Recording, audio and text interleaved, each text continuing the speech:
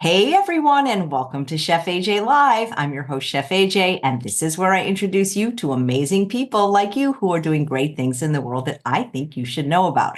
Today is the first Saturday of the month, which means it's time for the Culinary Medicine Show with Dr. Colin Zhu. Please welcome him back to the show. Happy almost Lunar New Year.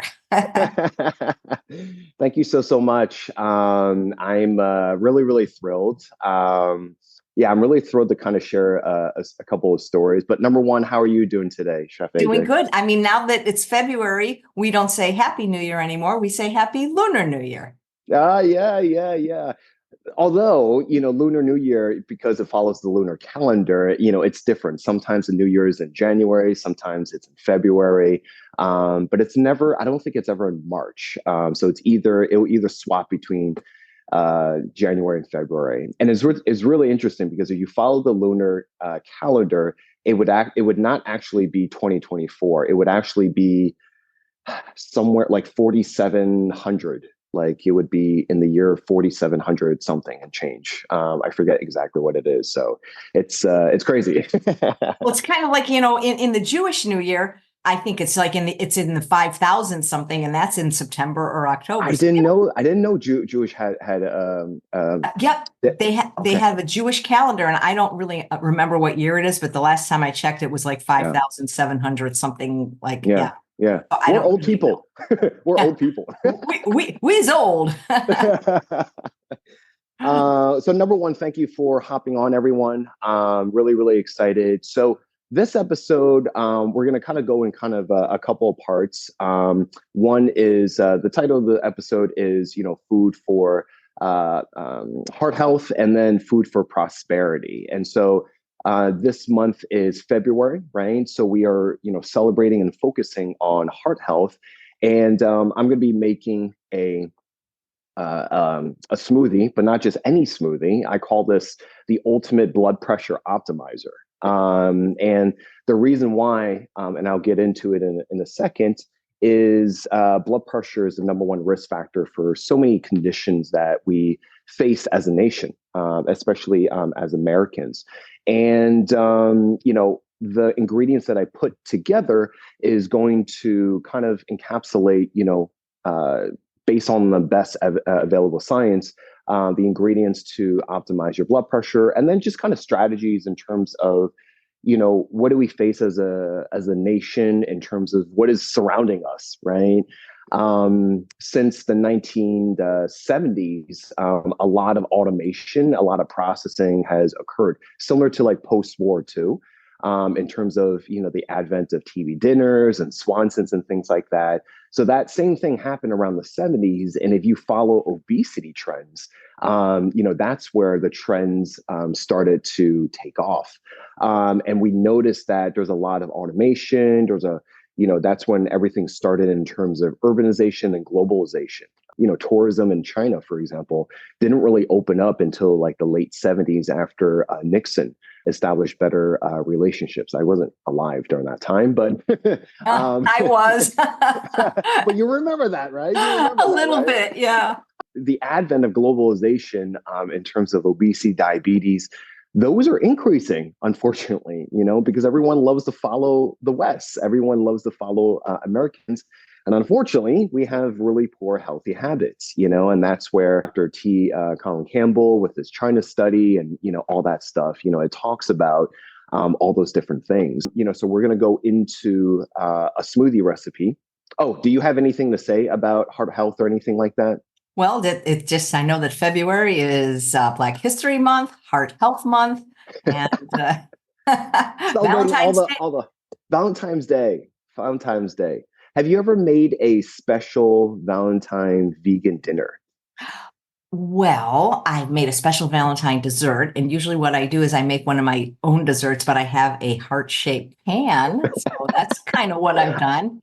I'm gonna ask Charles in the background. has, Yeah. he, has, has he ever made you a heart-shaped dessert? I have done things in a heart shape. They even make springform pans, silicone springform pans in a heart shape, which are quite nice. So Mm-hmm.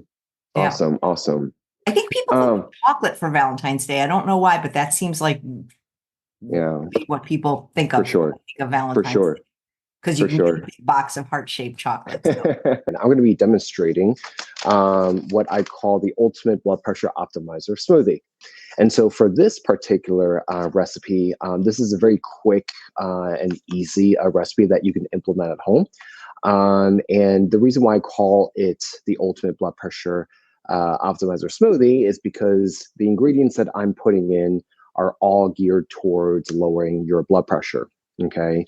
And these are all foods that are based off of the scientific evidence that's available to us. And the reason why it's important to maintain a good blood pressure being in the range optimally around 110/70. Different age groups have different normal ranges. But having high blood pressure or hypertension in recent past has been known as the silent killer.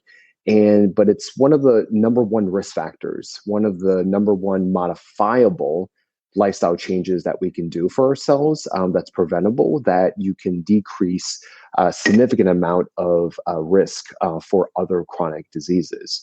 If you were to, just kind of think about, high blood pressure, most of the time people just think about salt, right? And just salting food and all that, right? And that's important. However, it's important to understand that salt comes in so many different forms. Salt it's, not just what we put. Actually, a majority of the salt we get that is causing and contributing to hypertension is actually not in the household itself. It's actually outside the household, right? In the form of, yes, includes added salt, but also in terms of processed foods, in terms of restaurant takeout foods as well, in terms of packaged foods, and just a lot of common popular foods that we eat also carries a lot of salt.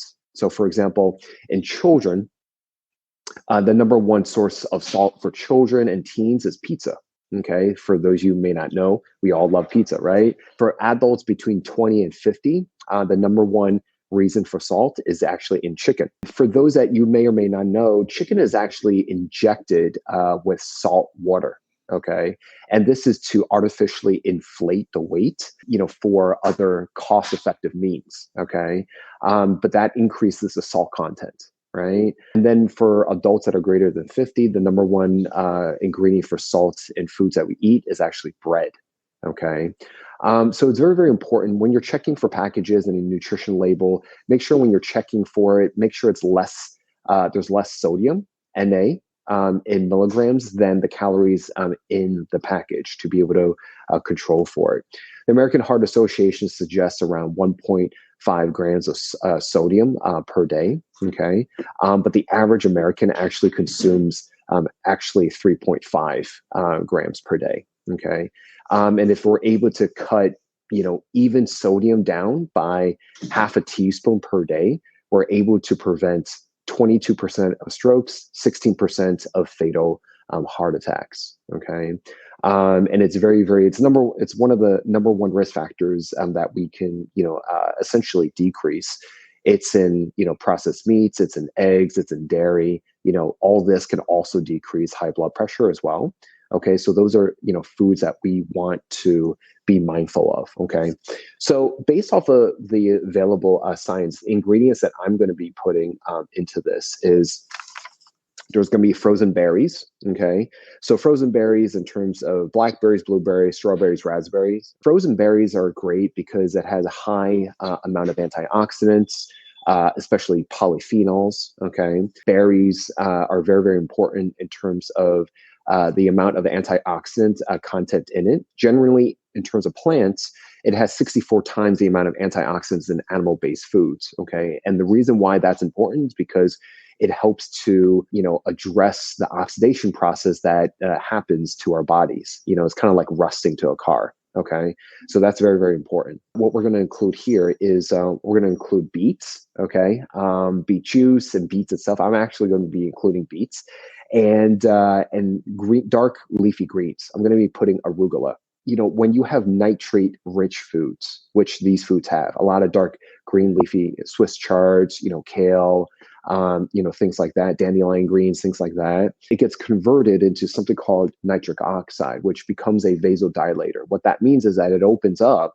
It's a natural chemical that opens up our blood vessels. Okay, there's actually sports performance studies where athletes are given beet juice before a race, and they're actually able to perform better and recover better. So we're also going to be putting cilantro. We're going to be putting bananas.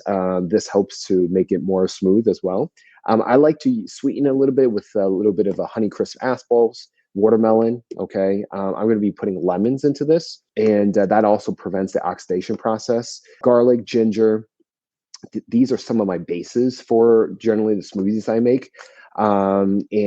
Ginger is a warming spice. Okay. So that's also very good to deter the rawness of a smoothie that's cold and raw, right? And then flax seeds, that also helps. There's studies that show that a few tablespoons of flaxseed has been known to drop systolic and diastolic points by 15 and 7, okay, which is really, really cool. And then also we're going to be putting hibiscus tea. Okay, they've actually done the study versus an ACE inhibitor, and it actually performed better. Okay, but they use 2 cups of it. So also making sure what the actual dosage is itself. So we're going to be making it. What you need is a 2-liter blender, high power blender. I'm going to be using a Vitamix. Okay, so we're going to be putting some berries in. The reason why I like to use berries is because frozen berries, especially, it freezes, right? It's because you have that it's perishable, right? And so, but when you freeze it, it gets to be able to stay a lot longer, right? And they're also pick that peak. So this is going to be a roughly, I like to eyeball things. This is 12. The recipe calls for 12 ounces. Okay, we're going to be putting. I have a cup of watermelon. We're going to put some cilantro. Let me throw some arugula.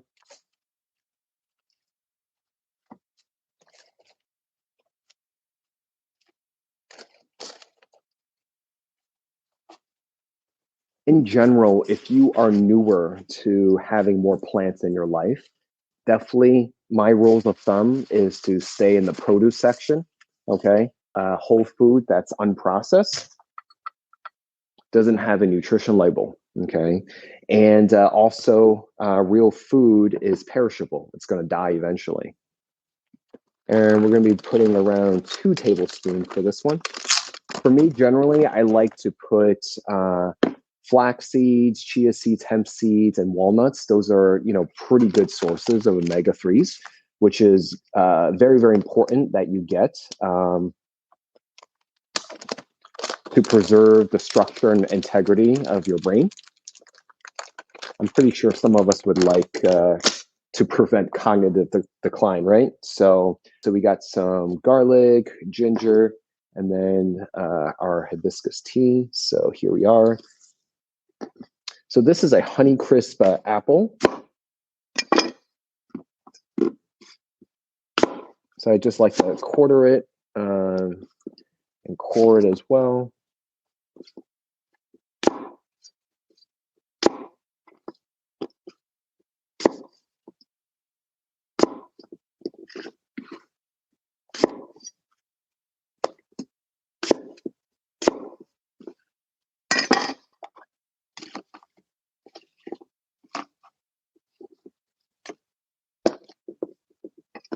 So this is some fresh cilantro.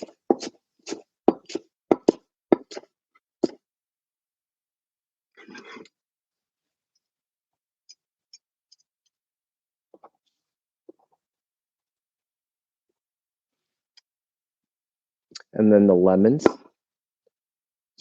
I like to actually utilize the entire peel.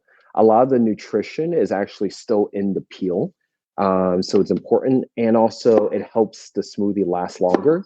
Generally speaking, I wouldn't wait longer than 48 hours to consume your smoothie. Okay. Because then it'll be too oxidized. So throwing in some fresh ginger. I use the peel as well. So And then this is garlic.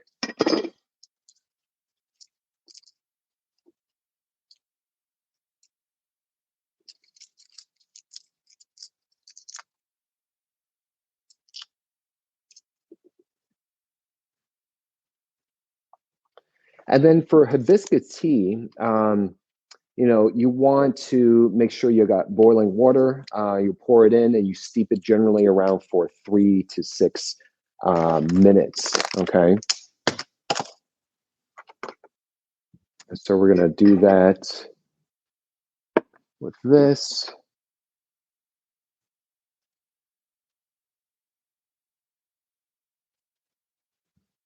So I brewed some hibiscus tea separately.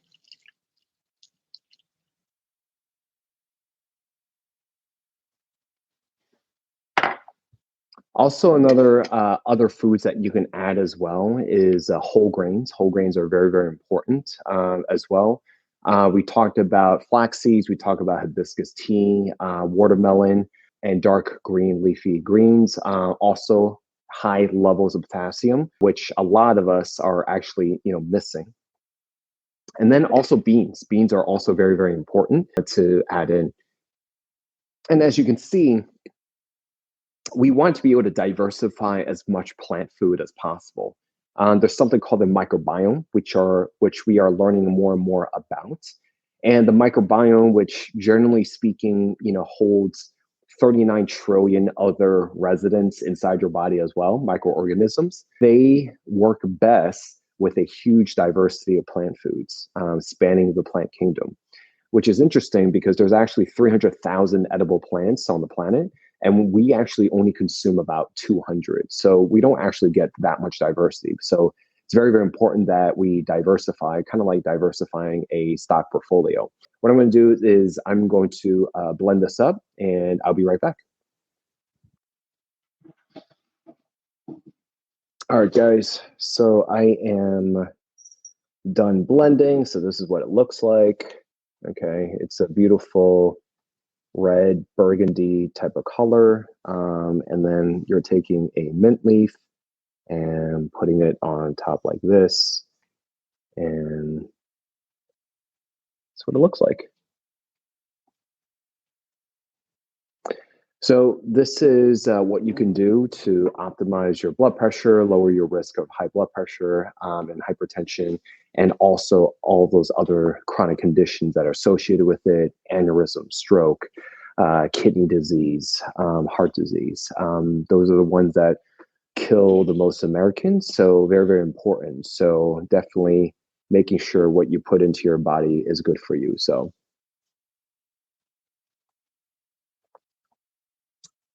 excellent, excellent. So now that we already finished the ultimate blood pressure smoothie recipe, we're going to transition into food for prosperity. So while I talk about that, let me turn on the stove.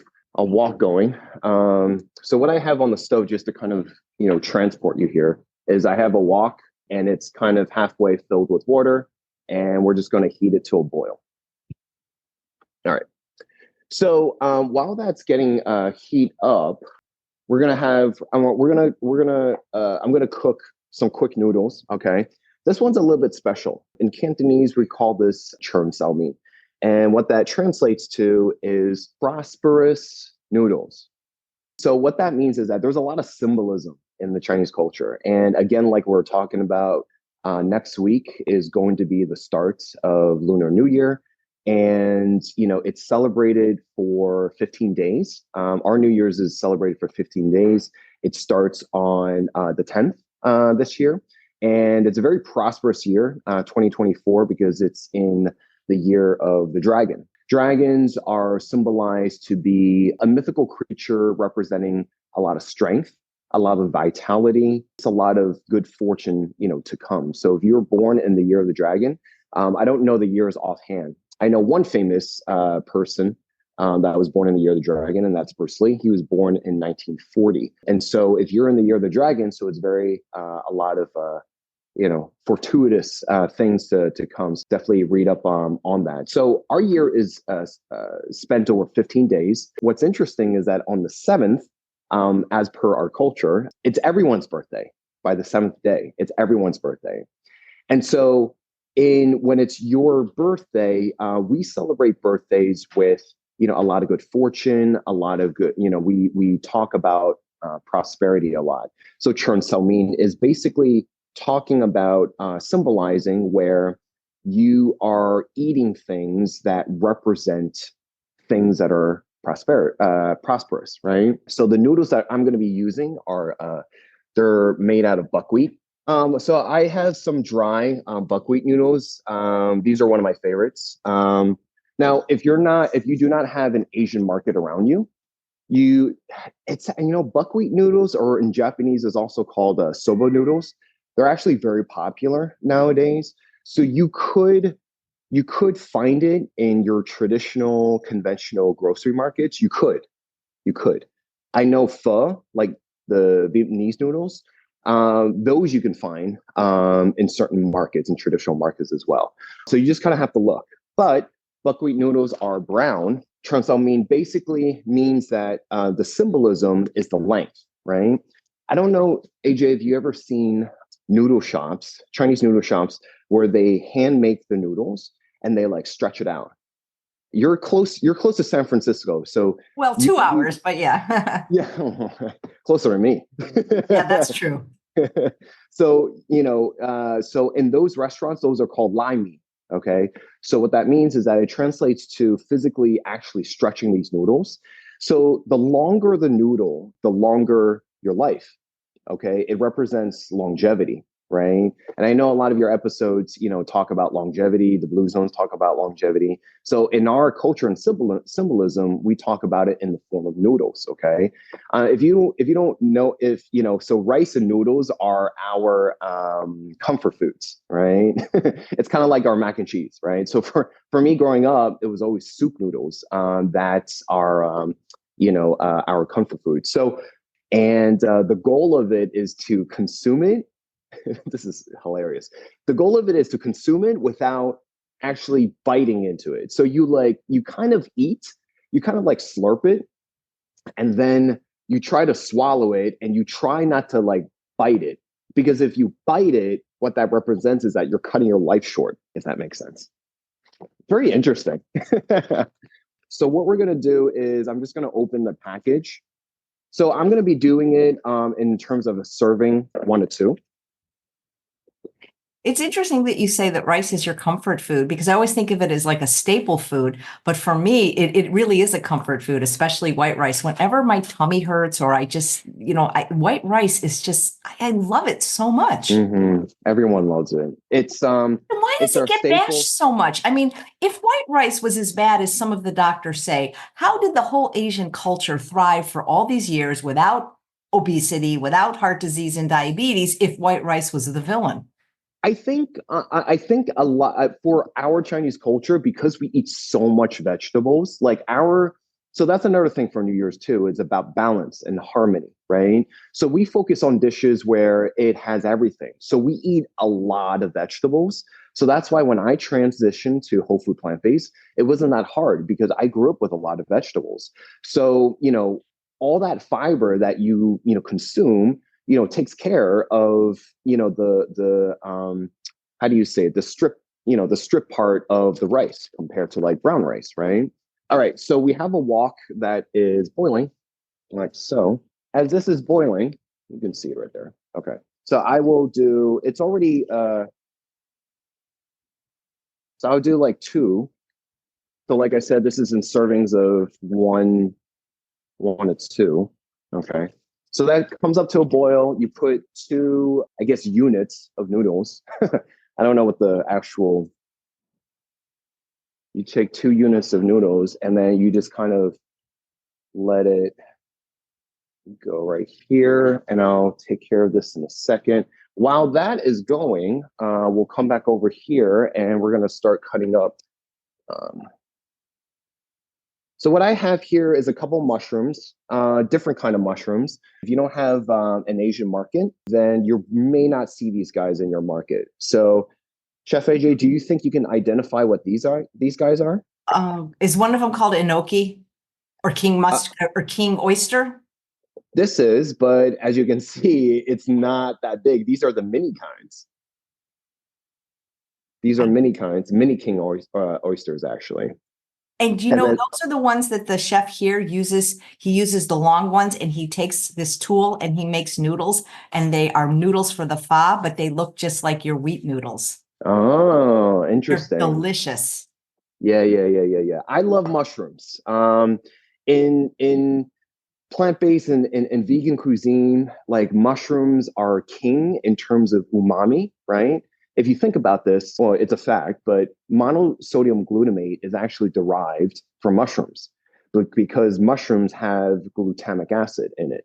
So that's where the umami flavor comes from. Fun fact. Mushrooms are great because there's so many different kinds of variety, right? And, it's one of the closest, not processed, whole intact plant foods that can represent as a meat alternative, right? I see a lot of great chefs using lion's mane to represent steak, okay, for people that have not a sweet tooth, but a meat tooth, desire. So a lot of great work that we're cultivating in terms of everything. All right. So I'm just going to, so these are already washed. So basically, I'm just going to kind of, just kind of cut it on a bias.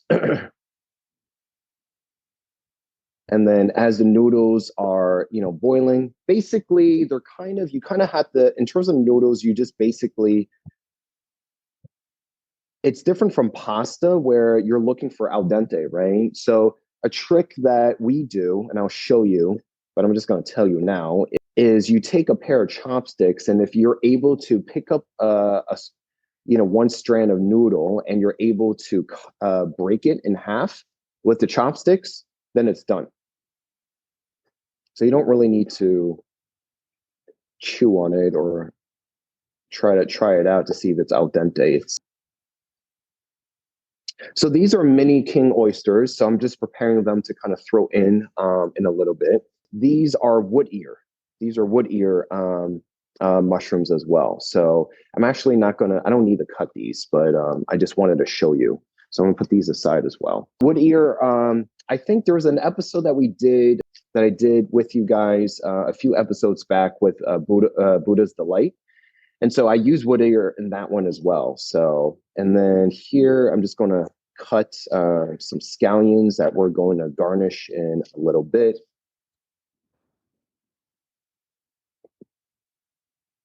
Cut that into thirds. Okay. So, and as that's happening, we're also going to do another thing too, is that we're going to make the sauce. Okay. So you're going to take a bowl, and there's a couple of things. In general, we have something called light soy sauce and dark soy sauce. Okay. And I understand that if people have, heart issues, hypertension, and things like that, you may want to be more mindful. So in terms of dark soy sauce, which is also called lo chow, basically we use this for flavor, for color. Okay. And then san chow, which is light soy sauce. This is also, for flavor as well. And we prepare it in different ratios to make a certain sauce. Okay. So for this one, okay, what I'm going to do is that I'm going to be using a ratio of like 2/3. Move my knife. What? So in your world with soy sauce, like for example, I was born allergic to soy. Is there a substitute in Asian cuisine for soy sauce? I know, like here, you can get something called coconut aminos or Bragg's aminos, but I guess it's not a common allergy in China, I'm guessing. No, it's not a common allergy. There's tamari. Oh, that's right. Well, that's wheat Tamari is, free. Yeah. yeah, that one is gluten free. So you have that. In the Chinese cuisine, there's no real alternative for it. We use soy for like everything. Asian cultures use soy in so many different forms. So no, nothing really comes to mind. I know tamari, that's a gluten free one. But yes, you do have the Bragg's aminos that works well.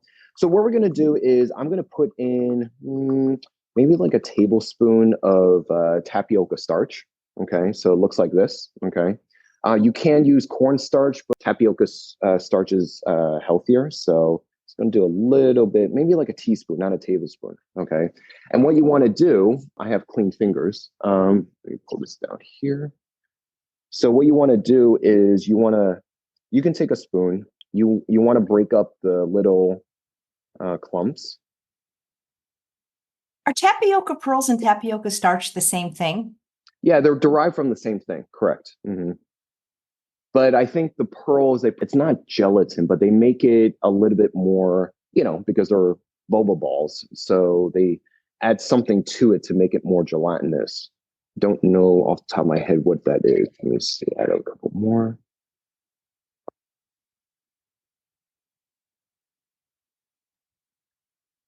Are there any good Chinese restaurants in where you are now? So I don't know of any Chinese, but there's a lot of Vietnamese though. And Okay. I mean, I don't know how close that is, but they are delicious. I don't know how they make their broth so flavorful, especially when they're not using sugar and oil and salt. But I think probably my favorite food in the whole world is pho, but I'm weird. I don't get it with noodles. I like it with rice. And lots of veggies. It's just you're right. Comfort food is what it is. It really is. It really is. I haven't had a chance to visit this place yet, but there's actually a vegan Vietnamese place in LA. I just haven't had a chance to visit. I think it's in Fountain Valley, if you remember that neighborhood, Chef AJ. Oh, that's in the 714 area code. Yes, I do remember that. There you go. Fountain Valley, isn't there where the Olac is in Fountain Valley, I believe? Yes. Have you been to it? I have. We went to the same culinary school. Chef Ito went the year before me, and then he opened one in LA as well. So do you know him personally? Well, I know him. I mean, yeah, I think he'd remember me. Yeah, he's delightful. He doesn't speak. He took a vow of silence. Oh, okay. His name is what, Chef? Chef Ito, ITO. He's adorable. He's very talented. Oh, interesting. Okay. Well, I'll definitely, if I go and if I see or meet him, then I'll pass your name. See if he remembers me. I've been gone for about 5 years from LA. Yeah. Well, you're not that easy to forget. All right. So from here, once you have the noodles, so like I said before, so basically, there you go. I don't know if you saw that, but so it breaks apart essentially, with your chopsticks. So these are done. What I'm going to do is I'm actually going to stop the cooking process, and I'm reversing an ice bath. So I'm actually going to put ice over it.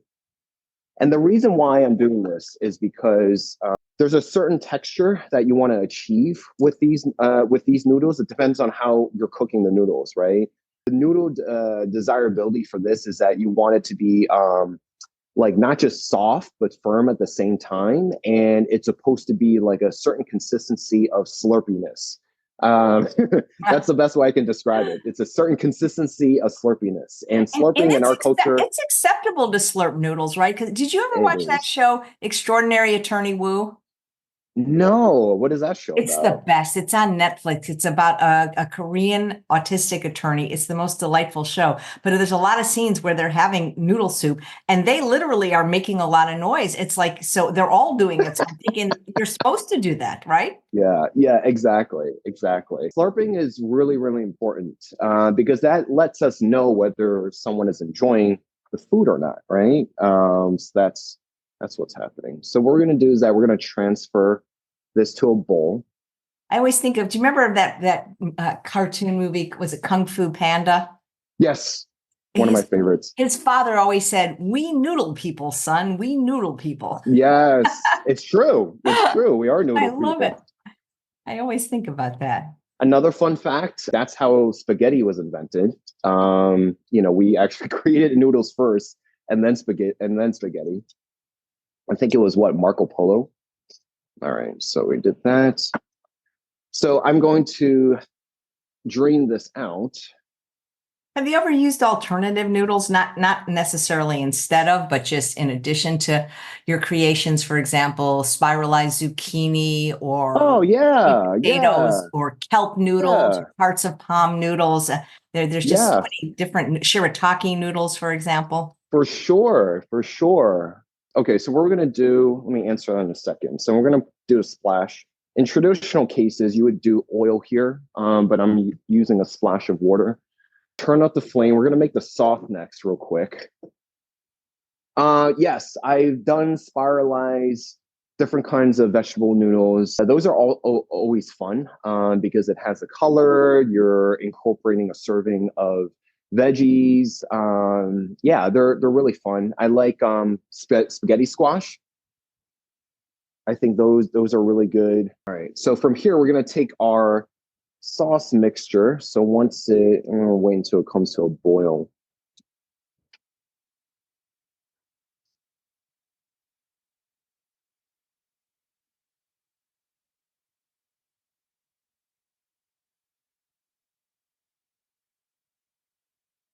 Okay, so once you have the two different versions of soy sauce with the tapioca, what that does is that you put it under heat, thicken. Okay, so from here, what we're going to do is we're going to throw back the noodles again.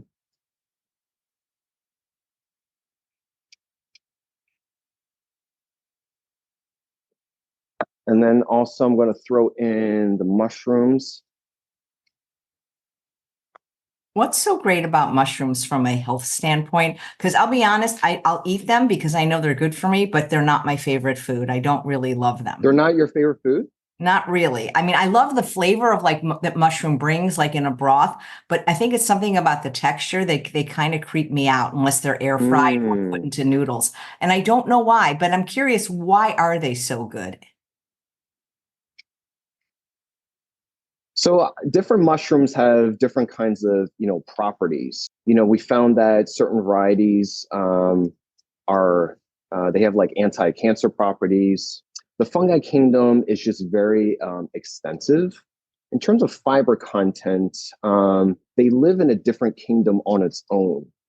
So for us, as meat and humans and stuff like that, we have our bones to be able to kind of skeleton to hold us up. And in plants, in terms of vegetables, we have fiber to hold us up, right? That creates the cellular matrix. And these guys don't take that long in terms of cooking. I'm going to throw in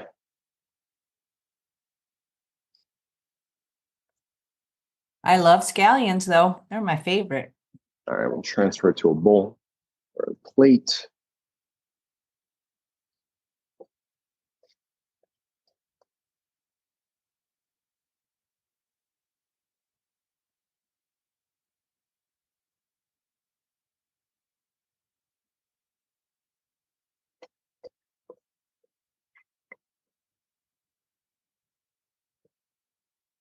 Oh man, that looks delicious.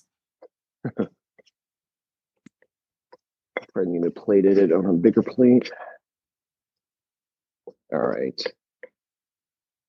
This is not Chinese, but you ever heard of furikage? I haven't. What is that? It's so it's a seasoning. It's a Japanese Oh, seasoning. wait, yes, I have. It's got sesame seeds in it, right? Yeah, And exactly. maybe exactly. seaweed. It has some seaweed in it, perhaps, or Mm-hmm. yep, I have. Yeah, it has seaweed. Yeah, it has seaweed. It's a great way. So nori sheets is a great way of getting actual iodine. We need 150 micrograms. Okay, so basically, so to answer your question, decrease it. So we have anti-cancer properties. There's also has a lower sodium content. Also drives down cholesterol. It's a source of vitamin D as well, and it's also good for your gut. In terms of gut promoting, in terms of plants, we want to seek as much of a diversity of the plant kingdom as possible, because that produces a good variety of what we call postbiotics, and those are short chain components that are important. And so when you're also supporting a healthier gut, you're also supporting a good immune system. So yeah, so this is what I call churn cell meat. It looks so yummy. Thank you very much. For not just this month, we want people, because it's the first quarter of the year, we want people to be in a certain mindset of having a, not just New Year's resolution, but, a good intention for the year. So good things to kind of think about is, how do I want to show up? How do I, who do I want to become? How do I want to feel, for this year, as opposed to just, oh, New Year's resolution, milestones and goal setting and checking off boxes, right? It tends to be overplayed a lot. So my thing is, how can we set a different intention for the year?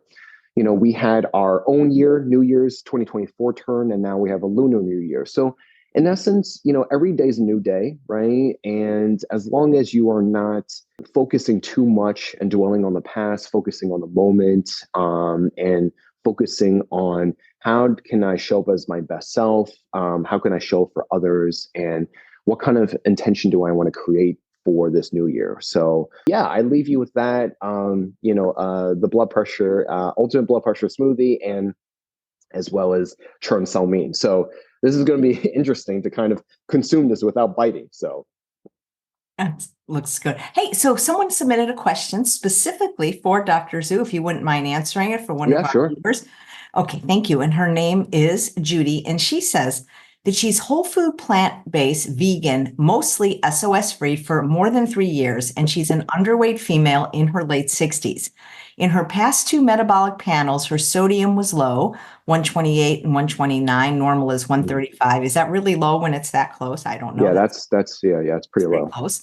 My doctor wants me to eat more salt and drink less water, which I'm trying to do. Other than sodium from miso and from occasional packaged vegan foods, should I be eating more? I average less than 1,000 milligrams a day, well below the AHA recommendation of 1,500 milligrams. I'm also concerned about managing blood pressure that tends to fluctuate, and I'm not on any BP meds. The first thing I would ask you is, when a lab is that really low when it's really close like that? Because I mean, people. Yeah, that's actually not that great. So we call that hyponatremia. So when you have sodium in the high 120s, so that's actually pretty low, and that actually is problematic danger grounds, right? So I would probably say number one, first step. So I divide this into how a doctor brain works is you assess whether something can be handled in long term, or you assess something that can be handled in short term. So I would say in this in this case scenario, and of course you need to follow up with your primary care, is that get your blood pressure checked, and then repeat the labs, okay? And they may or may not ask you to, even do some IV hydration because of that, because of that. How you would break this down is the question is, why would you have low sodium, right? There's a lot of different kinds of conditions that can contribute to this, right? It could be coming from your adrenals. It could be coming from your kidney, right? So those are things that need to be assessed out, but that also takes time. So the first step is to make sure that you're stable. So number one is that, you're not going to pass out somewhere and things like that. So, I would follow up with your doctor, go to their office, and then they're going to take care of you in terms of, okay, is there something short term that needs to be handled? And then long term, the next steps is assessing, why do you have that low sodium count, right? So the next steps are figuring out in terms of, adrenals, kidneys, and any other lab markers they may need in addition. And then from there, depending on whether it's a condition that contributes to it, then you address the condition. If it's not a condition, just having low sodium in terms of foods, you could actually, go for more, right? 1,000 milligrams per day is actually low for you. So, the average American, like we talked about during the blood pressure recipe, is the average American consumes around 3,500. And, depending on whether you follow the Heart Foundation or the Kidney Foundation, we say under, 1,500, right? So for you, I think it needs to be a conversation between you and your doctor, because those numbers are pretty, I would be very, very concerned with those numbers. Don't focus on what to consume first, focus on what is contributing to your low sodium first, and making sure that you're stable. So that's my answer to you. Great. Well, thank you so much. Yeah. Yeah, no worries. I hope you guys enjoyed this. Have a wonderful heart health lunar new year, to everyone. Definitely, it's a very joyous, it's one of our biggest holidays of the year. And it's a very joyous and fun, meant to, unite the community, the family together. In terms of food, we have 10 dishes to kind of be harmonious and balanced. And every dish, they're not all vegan, I'm sorry, but every dish represents a certain food group to keep harmony. So yeah, those are different elements. And usually there's like parades and fireworks, which we invented, to kind of I celebrate. didn't realize you sure invented a lot of things. Fireworks, noodles, We spaghetti. invented, yeah, noodles, gunpowder we invented, paper we invented. There's a lot of things. Yeah, so definitely wishing you guys a great start to your Q1, your first quarter of the year, and also a happy new year, lunar new year, that those that celebrated. So, well, you guys are honorarily, celebrating it, now. And yeah, guys, we are still also running our group coaching programs every month. So for those that are tackling weight loss, we also have a chronic disease prevention. If you guys want to be more proactive, preventative, something that traditional healthcare doesn't do a really good job. So we are running cohorts of group coaching, and they're going fabulous. People are, one person they were consuming 2 liters of Coke for many, many years. They were able to taper it down to 2 to 3 cans, per week now. They used to drink 2 liters per day. Can you imagine? Wow, that's a lot. Yeah, so we were able to help them with that. We had one person that dropped 8 pounds in the first 2 months of our programming. We have 3 months programming. And yeah, we're helping people get back. 12 weekly coaching calls. And then we learn off of my app, which is a lot of education. So, and then Naruto wants to say hi. So, because Oh he yeah, wants to guys, if you join don't everything. follow his wonderful kitty on Instagram, I don't follow very many people, but I follow Kitty. Say hi. Say hi, Chef AJ. We love you. He is just the most precious. I really want to meet him. Forget about you. I want to meet the cat. Well, thank you so much, Dr. Zhu. This was wonderful.